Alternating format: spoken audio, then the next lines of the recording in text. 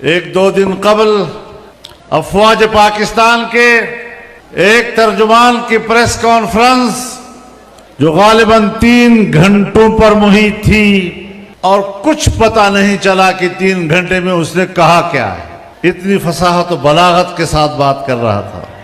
ہم آئین کی زبان میں بات کر رہے ہیں. تم آئین کو قبول کر لو, آئین کے مطابق زندگی گزارو, آئین کے مطابق جنرل رہو, آئین کے مطابق فوجی رہو. میں سب سے زیادہ آپ کا احترام کرنے والا ہوں. اگر میں فوجی نہیں بن سکتا, اگر میں فوج کی وردی نہیں پہن سکتا اور میرے لیے جائز نہیں ہے, میرا آئین و قانون مجھے اس کی اجازت نہیں دیتا, آپ کون ہوتے ہیں کہ میرا لباس پہن کر سیاسی میدان میں آ کر سیاسی کردار ادا کرو؟ نعرہ تکبیر. پھر کہتا ہے کہ الیکشن کے حوالے سے فوج کا کوئی